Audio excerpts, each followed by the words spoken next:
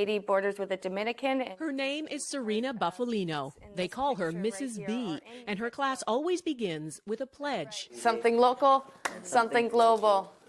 Haiti. They're words that carry Yes. weight here. Helping yourself means helping others, giving back, here and a world away in Haiti. And nobody's helping them, except for people like us. It was through her the class learned of Haiti, of the nearly 1 million orphans, many with no school, no support, no Mrs. B in their lives. They could not wrap their head around that. Mrs. B's students are among Toronto's most at risk. Their challenges vary from emotional and behavioral difficulties to learning disabilities. Their trauma so severe they can't function in a regular school setting, and we aren't allowed to show most of their classmates. For most of the kids, most of society has turned them away. And in this classroom, they're accepted. They're accepted no matter what for who they are. Take Yolanda. She came here last year so burdened and withdrawn, she would often fall silent, sometimes for days on end. It was, she says, Mrs. B's patience, her quiet encouragement, that saved her. She actually saves people's lives from dangers. And perhaps that's why these marginalized kids feel such a kinship with the orphans of Haiti, and why they were moved to act. And so when Yolanda and Jackie and Patrick said, well, Miss B, we need to build them a school. Build a school, no easy task. They started out raising money. They sold samosas, washed cars, screened movies, you name it. And in just a few months, this little class raised $20,000. So much, it's not just a one-room schoolhouse they can build, but a full 3-story school. And so Mrs. B set off on a journey she'd dreamed of, up into the dusty mountains above Port-au-Prince to a town called Canaan. It's home to thousands of earthquake refugees who live with no running water, no electricity, and no school, until now. The first step was a temporary school. It's up and running, 53 students already in uniform. The permanent school for 250 is growing from its foundations. It makes me want to cry because she just makes me feel so awed, and I'm very proud of her. All of this because of a handful of students back in Canada, and Mrs. B, the teacher who believed in them. These are for you. At another fundraiser, a special tribute to the students, accepted by someone who, without Mrs. B, might not be here. They believe in me and I believe in them, and together we not only change our lives, but we change the world around us. For inspiring great things and seeing the potential in everyone, Serena Buffalino is this week's Everyday Hero. This is the reason why I do what I do, is because of Yolanda and all the...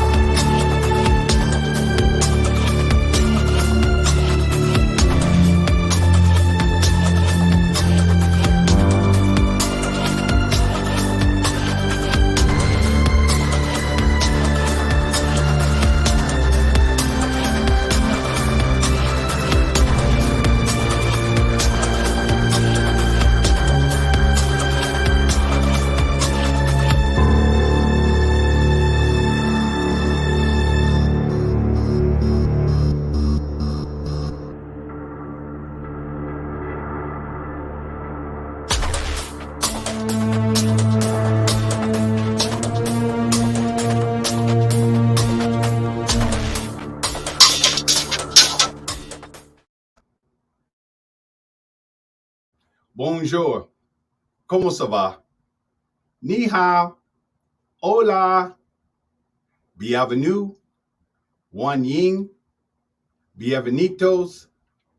Yokoso, and welcome. Welcome to another exciting episode of Gem Hunter Stories. My name is Barry B. Mixon, and I am a gemological storyteller. And each and every week, I have the distinct honor and pleasure of taking you on a journey to places you've never been before, to hear stories you've never heard before. Each and every week, I get the magnificent opportunity to take you on a mental, physical, and spiritual adventure into the art, science, history, and magic of gemstones, precious metals, and fine jewelry. And because I'm a storyteller, I believe in the power of stories. And because of that, I know that somewhere along the line, today, next week, next month, somewhere along the line, you're going to hear a story that will move you, a story that will make you see the world in a different way. Each and every week, my job is to create a sound that resonates,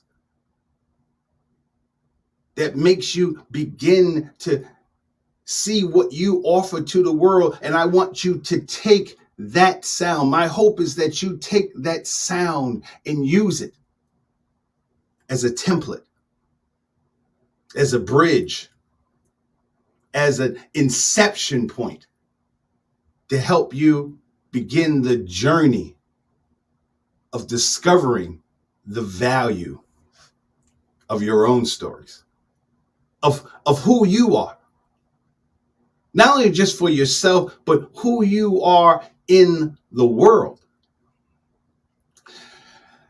Now, ladies and gentlemen, most of you who know me know that I am kind of shy, and it's hard. It's hard for me to do this with a straight face. It's hard. Those of you who know me know that it's hard for me to get excited about things. So I'm going to try to do the best I can to really get you to understand what I just experienced. I'm back. I am back in Chicago, at least for a minute. I'm back in Chicago because those of you who don't watch the show, welcome, first of all. And thank you for being here. But last week, I was in New York City. Yeah, I was in New York City. And what I need you to understand is that those of you who have never been to New York City is a magical place. It's a magical place. And I say that because I'm from New York. But I had not been back in New York in 43 years. Actually, I was in New York 3 years ago for my high school reunion. And I really didn't even I drove through, thanks to Richard, my two high school buddies, Richard and Maxie. They drove me through New York. But this is the first time in 43 years that I had actually been back in New York City. I was literally in Times Square.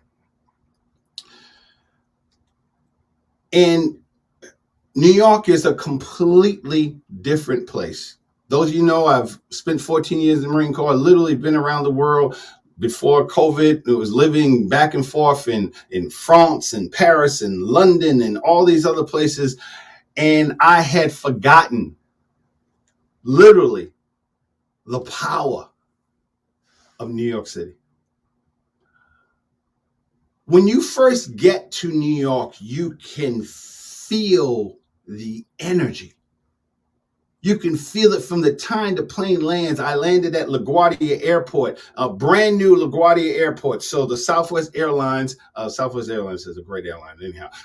Southwest Airlines, their Terminal B in LaGuardia Airport. And you come into this brand new airport that's very similar to what you would experience flying into Heathrow or flying into Charles de Gaulle, at least the Air France side of Charles de Gaulle. And it was beautiful to see "I love New York" clearly written on the walls, just like you would experience, Bienvenue France, Paris, welcome.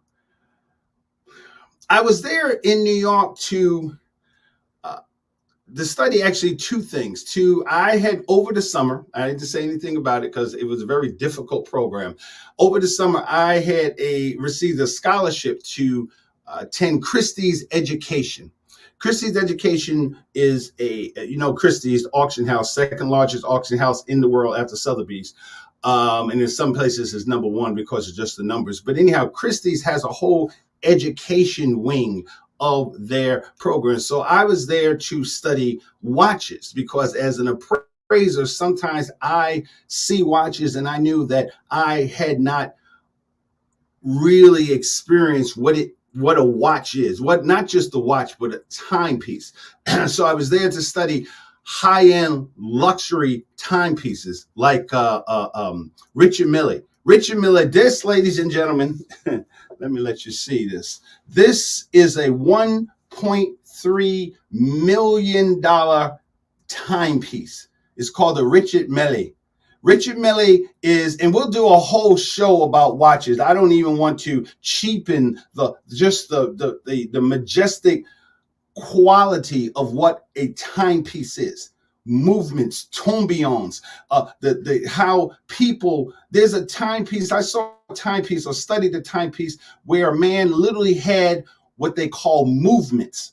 And within the movements, he was able to plot out on his timepiece the movements, the celestial movements of the planet. And this is back in the early 1900s. Actually, it was in the 1800s. He was so beyond his time. His mind saw he was like Tesla. His mind saw universes on a whole nother level, and he was able to take what he saw and imagine in his mind and put it into one of the most complicated timepieces the world has ever known. In fact, it was so his mind and what he did to the timepiece was so stupendous that he literally went crazy, kind of like Tesla and a lot of truly brilliant people. So I was there to study Richard Mille. I was there to study Breitlings. Breitling watches. Let's see. Do I have a Breitling on here? I thought I did. I do not have a Breitling. But the best next thing is I'm wearing Breitling. This is a Breitling watch that I'm wearing, and also a Breitling T-shirt. There you go. So Breitling is pronounced, actually is an aviation watch, and as a navigator, I was familiar with Breitlings, and it took a while before I can afford one, but this is not the Nav Timer, which is another navigational watch, but will we do a whole show on that? So I was there for Christie's Education, and I was also there to re-study gem identification at GIA. Now, as you know, I've been doing this for since 2004. So it wasn't that I was not familiar with gem identification. I have a binder. This is just one of the many, as you can see, it's right here. One of the many binders of, this was one of the first times I studied gem identification. As a gemologist, you have to know all this. There's nothing, they just pick something out and you have to know it. In this class, literally, we had 1 week to know all this. Yeah, 1 week, 8 hours a day. So, and I wanted to study it because when I took it the first time, I didn't really truly understand the concept of value. I didn't understand the concept of it. So when I was looking at gemstones, when I was studying this stuff, it was just a lot of facts and figures. It was just a catalog of all the gemstones. What are their RIs? What is their? How do they read in the a spectrometer? You know, are they allochromatic? Are they idiochromatic? What is the different treatments? What is the different how do you irradiate it, how you change the colors, when you change the color, all, just facts and figures. And to be honest with you, I was bored. It was like, it, but it doesn't move you. It's kind of like, ladies, would you want to go dancing with a man that you're wearing this beautiful dress or this beautiful outfit, and you go to this party, and this man comes up to you to ask you for a dance, and you says, okay, of course you have to play a little, hard to get. Well, I don't know, and okay, but yet you've been waiting for this man, hoping this man asks you to dance, and you there in this beautiful dance hall, and the music, your song is on, and this man is taking you to dance, and he holds your hand and holds the small of your waist, and then as the music begins, you hear him say, okay, what I'm going to do is take my left foot and move it here. Okay, now I'm going to take my right foot and move it here. And I'm going to move my arm. After a while, if he literally took you through that, you would like, you know what, it's okay. I'm just going to go back and read a book. I got to send out a couple of texts. Thanks. That's what gem identification felt like to me.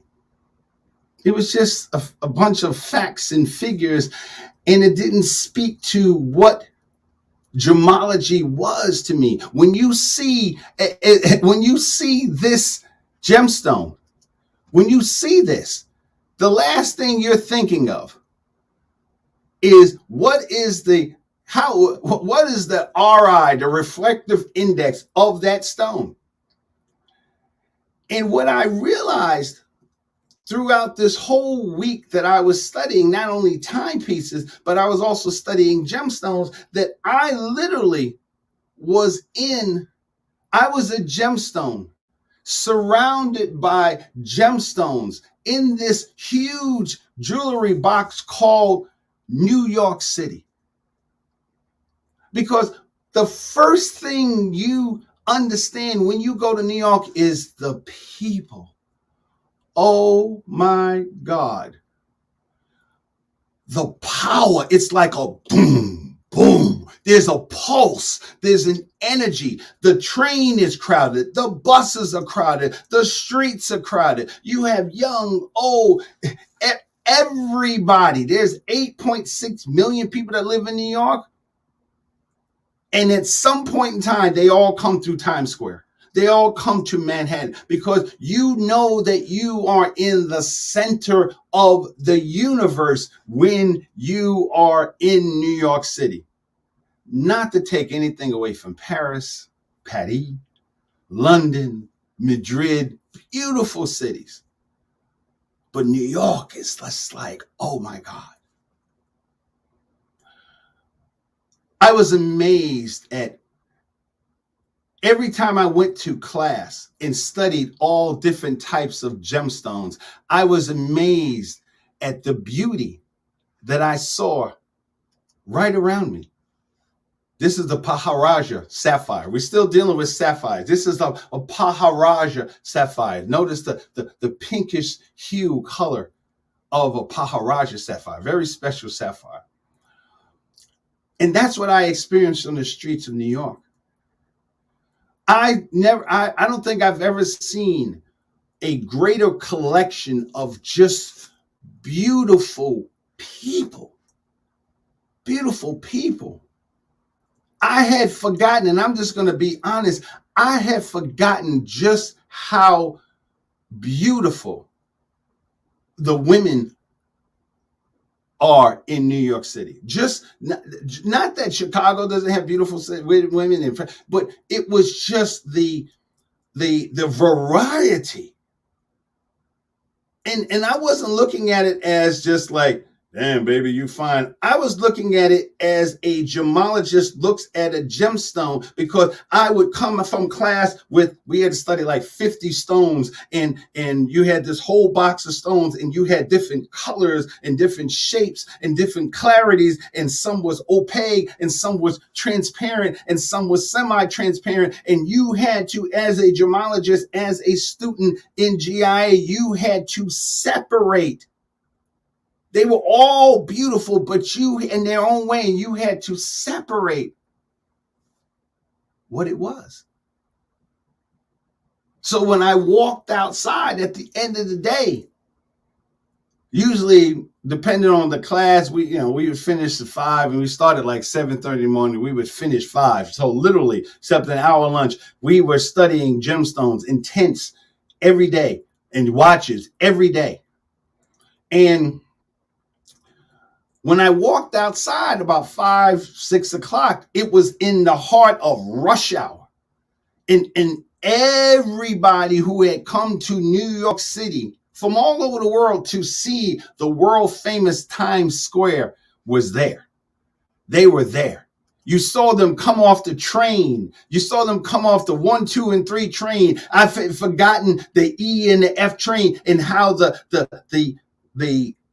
synergy of New York coming together. And that was a lot like what I had just finished learning, talking about the Richard Mille watch, because what makes this timepiece so special is the movement, is how it all works together, how the different layers of a timepiece. This Richard Mille he's still alive. He is a race car enthusiast.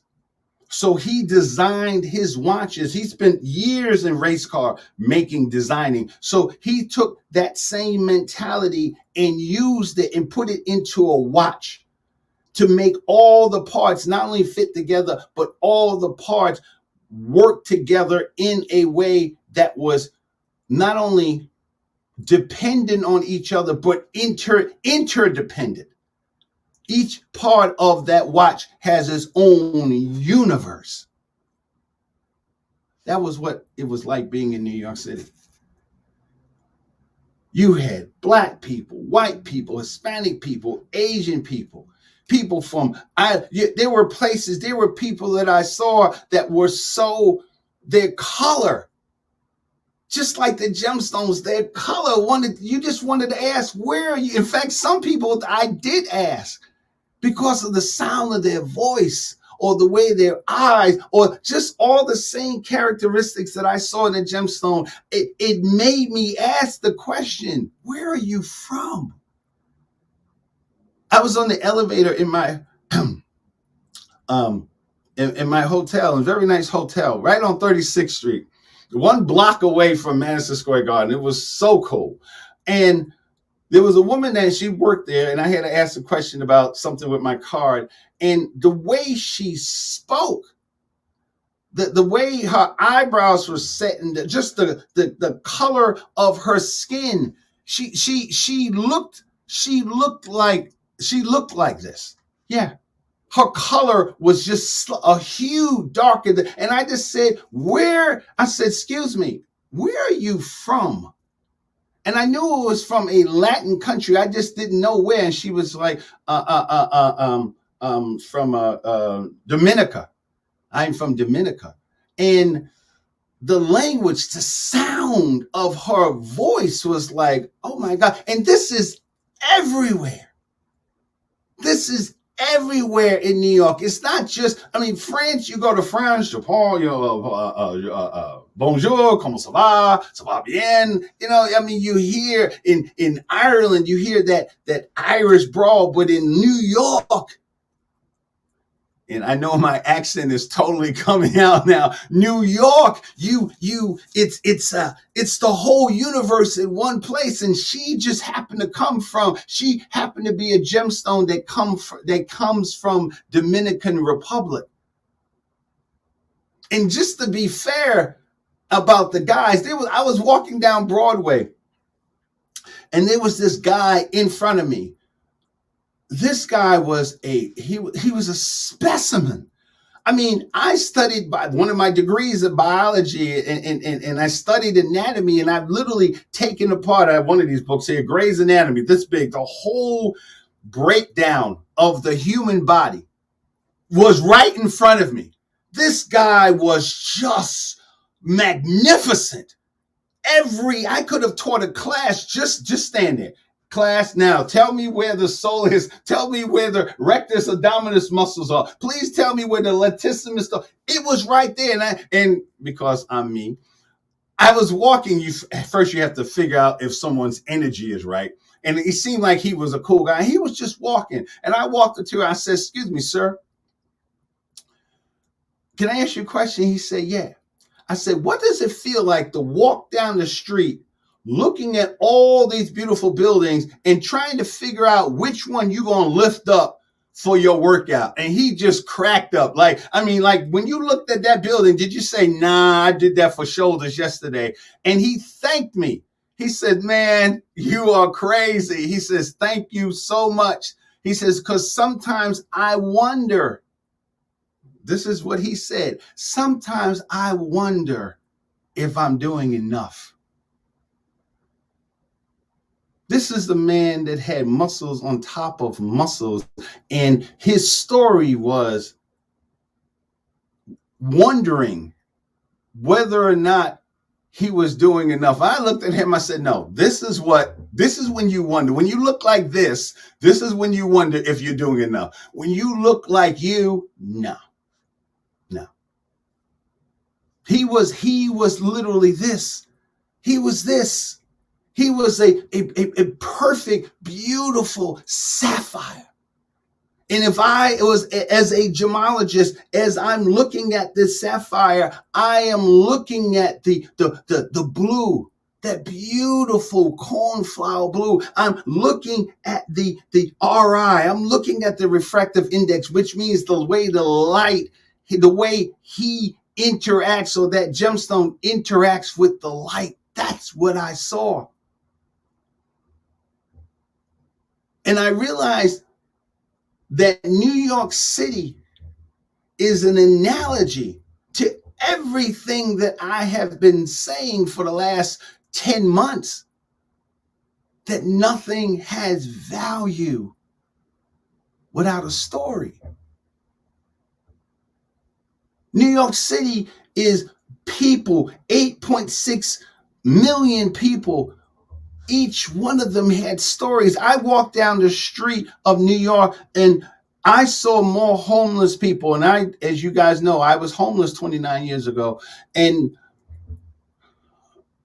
it was hard some days because even though we have homelessness in Chicago, obviously I was one, but homelessness in New York City is on a whole completely different level. I mean, you walk down the street and you just saw people just laying out in the middle of the street.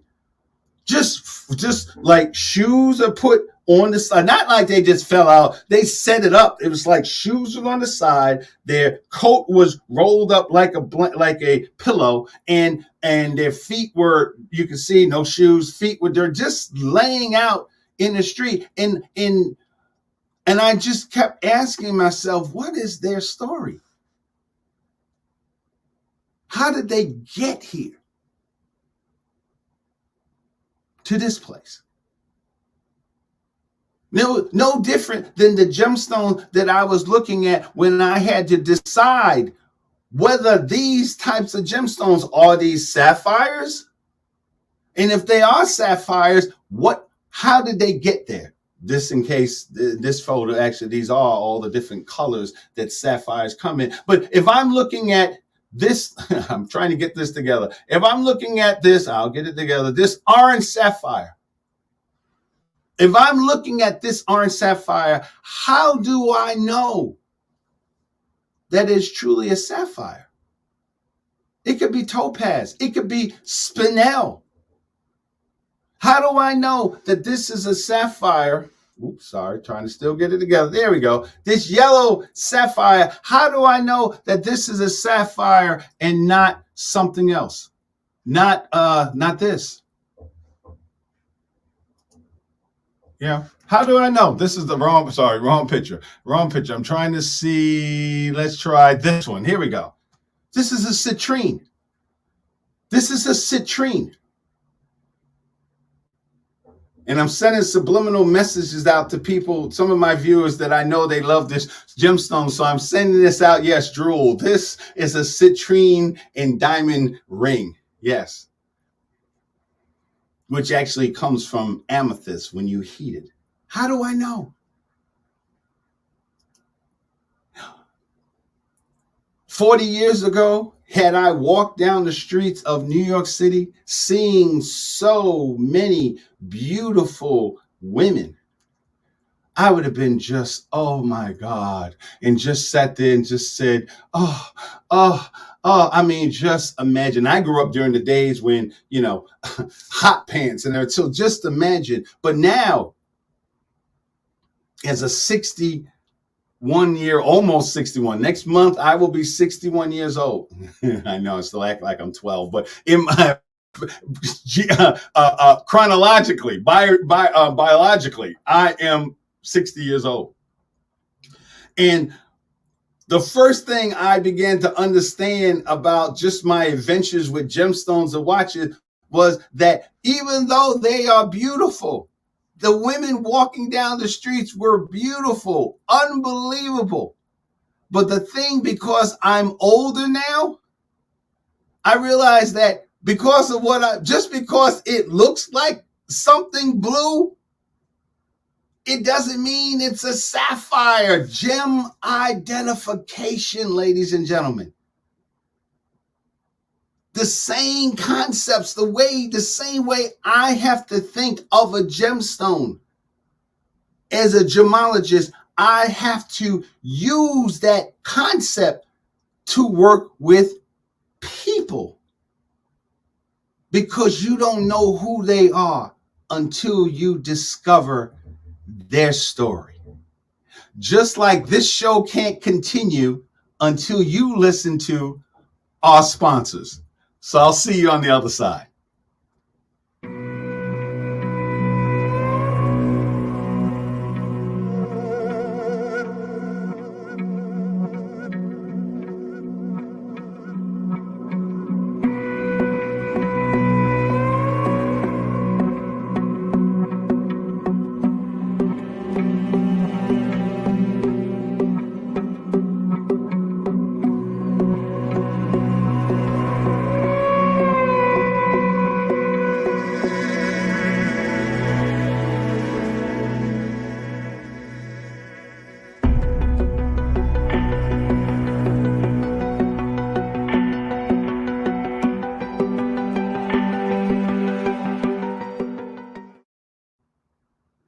We're back live from Chicago. Just to let you know,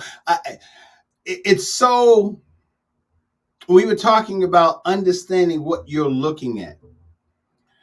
And each week I talk about the value of understanding your story. So going back to New York after all these years gave me a completely new perspective, not just on New York, but my own life. See, when you understand, when you see your life as a story, it's no different than watching something on Netflix. You can rewind it back. Those of you who have, what's that system called, Devo, that you can record all your shows, and your show may come on a Monday, but you don't have time to watch until Thursday. When you understand the power of storytelling, then you can do the same thing to your own life. So I was able to walk down the streets of New York City, remembering the way I walked down the streets of New York City 43 years ago.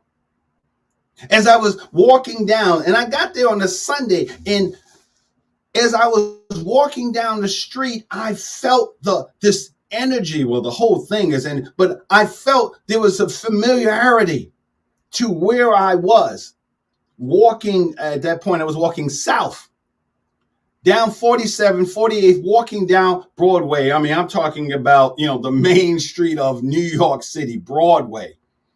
The sights, the sounds, you had Captain America out there, Batman, and I got to 1515 West Broadway. And I didn't know really, I felt it, but I didn't know the significance of that address. And when I went home, something just started, that seed started just growing in my mind. And I said, why does 1515 Broadway resonate with me? I didn't recognize the building. I just knew the street because it's actually now Comcast. No, so I'm sorry, Viacom has their headquarters or something there. So it says 1515. And when I went home and started thinking about it, I realized that that was the place. That's what the place where it all started. That's the place. The reason why I knew it so well, I can feel it because I stood online for 3 hours, 4 hours to wait to get into Star Wars. Yes, May 25th, 1970. Actually, I didn't see it on the 25th, saw it on the 26th. May 26th, 1977. I was there for 3-4 hours waiting in this long line to see Star Wars for the first time. And as I began to think about my life right now and what I do for a living, I began to realize that the other movie that I don't really talk about that changed, that had such a significant part of my life was Indiana Jones. Yeah. Indiana Jones also played, the movie theater was called the Astor Plaza. And the Astor Plaza, this is, I know I'm dating myself here. Remember back in the day when you had a movie theater that just showed one movie? Yeah. Astor Plaza was a movie theater that showed all the brand new openings, and I saw Indiana Jones there, and I loved Indiana Jones. Still loved it. Can't wait for the next one. I hope they don't mess it up, but can't wait for that. Well, because Indiana Jones was what I wanted to be. He was a scientist. He traveled the world. He looked for historic and beautiful things. That's what he did for a living. And that's what I wanted to do in my life. I remember having the bandana. I had bought the Indiana Jones fedora bandana, the chapeau. Use some French, okay? The chapeau. I remember buying it. In fact, the store, Banana Republic, which is now, yuppie and whatever, more elegant. In Banana Republic started as a store that really catered to the whole Indiana Jones thing. And I began to think about how I would run. I worked in a Burger King in 47th Street pretty much just before I joined the Marine Corps. And I remember running down 47th Street from Port Authority, from the E, running down the street as if I was Indiana Jones. You know how he's always chasing after somebody was chasing, and I had the belt, I had the whole thing. Of course, I ran and walked because, as a black man, you get shot running too. So I walked as fast as I could, imagining that New York City was a foreign place. And that I was on an adventure. And that day, last week, Barry Mixon, was literally on the streets of New York studying watches and gemstones. I had become the Indiana Jones that I imagined being. And I say that not as a bragging thing or anything else, is to get you to understand the power of stories, the power of once upon a time. To understanding that this gemstone, this sapphire came from this. This is what it looked like in the beginning. This is what it looked like when it was dug out of the ground. This is who I was 43 years ago. I didn't know that I was a sapphire or a gemstone. All I knew was that I was a rock in this sea of rocks. And because I had an interesting mom who told me that you're a rock and you'll never be anything else but a rock, that's what I believed I was until I began to understand my own value. That's what this whole class was about. This whole book, gem identification, this whole big giant book with figures and numbers and all these different things is the art and the science of understanding what this is, being able to look at this gemstone and to figure out that that this gemstone looks like this, that the molecular structure of this gemstone begins the process of you understanding that it is a sapphire. And then once you understand that it's sapphire, you begin to understand that this is the molecular structure of that sapphire. And once you understand that this is the molecular structure of a sapphire, you begin to understand that that sapphire that you see not only can be this color, but it can be any color in the rainbow. And that's what New York is. New York is a microcosm, a huge microcosm, a magnificent microcosm of what the world is, because in all those people, all those rocks are gemstones. Men, women, children are gemstones. I saw a woman. First, let me back. When I first got there, I'm walking down. In fact, I filmed it on Facebook. I didn't put it on Facebook because, this is the family show. There was a guy walking down the street. His whole body was in body paint. He was butt naked except like a covering around his genitals and something that came around the crack of his behind. He was butt naked just walking down the street. I'm like, oh, okay. There was a woman.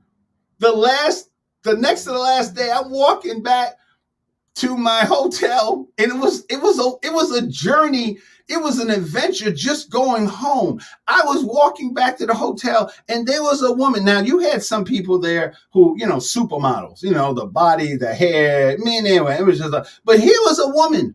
She had to be easily 80 years old, skin weathered like leather. She was out there with just a little simple bikini on, breast, who had gotten to understand the lower parts of her body. Did I say that in a PC way? Yeah. She had heels on. She had a little bikini on. That was it. And a hat. And I think she had a guitar, which kind of gave her strategically covered up. She had pretty much next to nothing on. And she had a guitar. And she had to be 80, easy. And yet there she was. New York gave me validation to what everything that I'm talking about is, because despite when I looked at her, I had my own thoughts and amazement that she was out here like that, or that guy being out there like that, or Miss the Muscles walking down the street, but I didn't know, or Miss, oh my God, she was so fine. Can I just get married to you today? The thing that I understood today, that each one of them have their own story. What was it about that woman, that mature woman? And I heard her speaking intelligent. It wasn't like she was, whatever. She was like, okay, you guys can just stand here. And why don't I stand in between you guys and you take a picture? I mean, she was directing traffic, butt naked, damn near 80 years old, and people were like, oh, okay. Just taking pictures. Families. What's her story? The guy that was sleeping on the street, there's so many people walking down the street, walking past this person.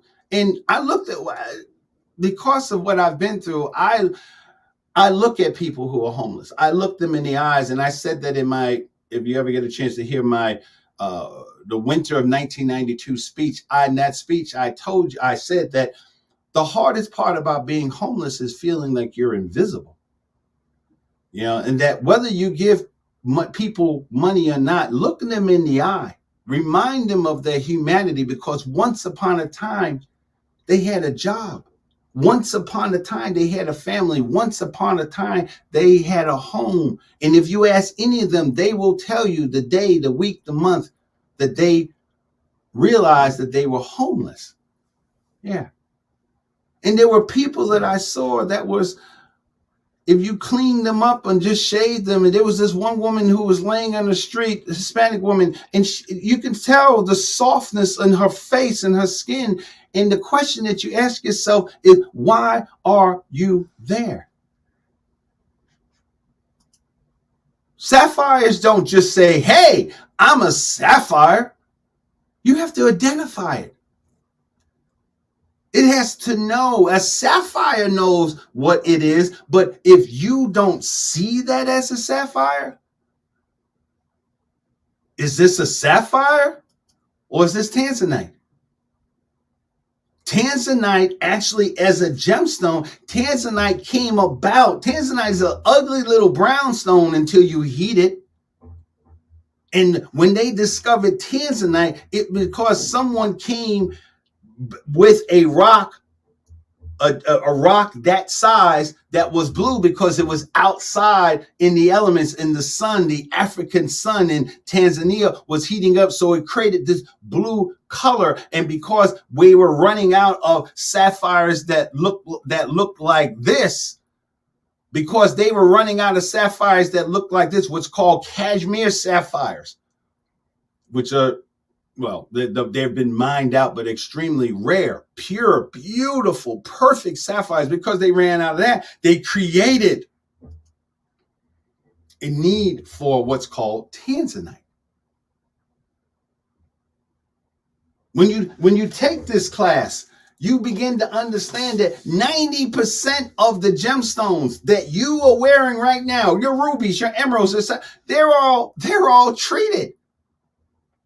They're treated. You have to do something to them in order to bring out their brilliance. How is that any different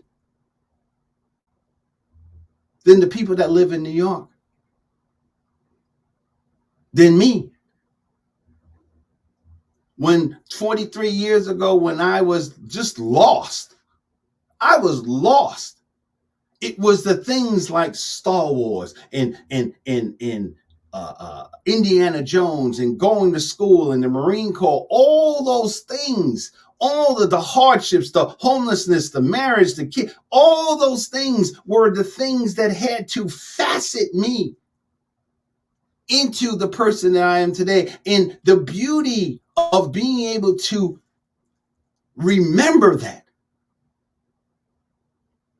to come back home to remember that, was a magnificent, I'm trying not to get emotional. It was a magnificent experience. I even experienced racism while I was there. Yeah. The first day of class, I walked in, and I was the lad. They had you fill all kinds of paperwork. And I walked into the classroom. There was rows, different rows. It wasn't a huge class because of COVID. It was a much smaller class. It was like 12 people. And it was a difficult class. And I wanted to sit next to the second row. I never sit right in the front. Second row towards the window. There was a seat there. I went to the seat, went to the seat and sat down. I realized there was a whole package, the gemstones, the book, all the tools that we needed for this intense class. It wasn't there. So then the woman, I said, well, where's the package? He asked the professor, who was Italian, I said that because it was just interesting to have an Italian professor. And he said, what happened to the package? And the woman said, one of my classmates said, I got it. I was sat there for a minute and I moved to the back. So then the professor says to me, well, why don't you sit in the back of the room? I'm like, he said, well, here's the package back there. Get that and just sit here. And and it was so funny because it's like racism just doesn't say hi in racism. You kind of like realize that you're in a racist moment right there. And I was just like, wait a minute, there's a seat right there. Why are you putting me in the back of the room? And then he told me, he said, well, we have rules and regulations because of GIA. And the classroom had partitions in each station and everything else. And my station was right there. I was sitting in it. It just didn't have a spot. And I said, years ago, I would have been upset. Years ago, I would have felt like, I just said, sir, Professor, here's the books that I need right here. There's an open seat. I don't understand why you're telling me to sit back here, but I tell you what I'm going to do. I'm going to sit here. And I went there to sit there. And of course, there was this whole energy. And then he went on and tried to use big, giant gemological terms, looking at me as if, I know you don't know what I'm talking about. I'm looking at him like, okay, okay. You know, and what was so beautiful was the strength. And because I know my story, because I know who I am. Years ago, I would have had to go back and forth. Those of you who know me from Toastmasters Day, or just even Facebook, I would have had to go back and argue. I didn't have to flex at all. The beauty of understanding what kind of gemstone you are. I can't even begin to describe to you how just peaceful. Remember I said that the Zen master said you'll get it? Okay? After a while, you'll get it. You'll realize. One day you will realize. That's that day. I just sat there. And he was talking to me and talking at me and everything else. And I was like, okay. It was so funny because, and you know what changed our relationship? The next day, I realized we went through that whole day. He never even told me who he was. He didn't tell the class who he was. And I said, excuse me, professor. I said, you know, you're teaching this class and everything else, and you're very knowledgeable, because he was just throwing out words. It was nothing. It was concepts. And I just said, what's your story? And he stopped. He stopped because I realized that no one has ever asked him that question before. And he told me and told the class who he was, that he was Italian, you know, Cristiano. Yeah, I mean, just, you know, he was Italian, his accent and the way he was a PhD in structural material. And then he was out in the field and he became a graduate gemologist and everything else. And then he went around and asked the rest of the class, and it changed the dynamics of the classroom, because now I knew his story and he knew my story. So we knew each other's value. So I was no longer just the black guy. Whatever he felt, you know, when you've been black your whole life, you know when people got issues with you because of the color of your skin. But because of stories, because I understood his value, and he understood my value. In fact, I was the only one, the first one to call him professor. And people said, why do you call him professor? Because the man got a PhD. And at the end of the day, in this hard class, I got an A, a 95%. He just looked me right in the eye and just said, I am so proud and honored to meet you. That's the power of stories. So I hope you enjoyed today's adventure. As you can see, I can go on for 2 hours, but Barbara said, no, you can't. Sorry. So next week, I will be in a completely different location. I'm not even going to tell you where, but I'm going to use that as a tantalizing hors d'oeuvre. Okay. And what I want you to do between now and then is take time to look at your life, to take the time to look at the people that you love in your life, and just take some time to discover the value of not only your story, but their story. I am Barry Mixon, a gemological storyteller, and I look forward to our next adventure next week. Au revoir. I'm hanging on your every word, the love inside, I feel it burn. I've never felt this way before. I've had a taste, now I want more. So here we are, just you and me.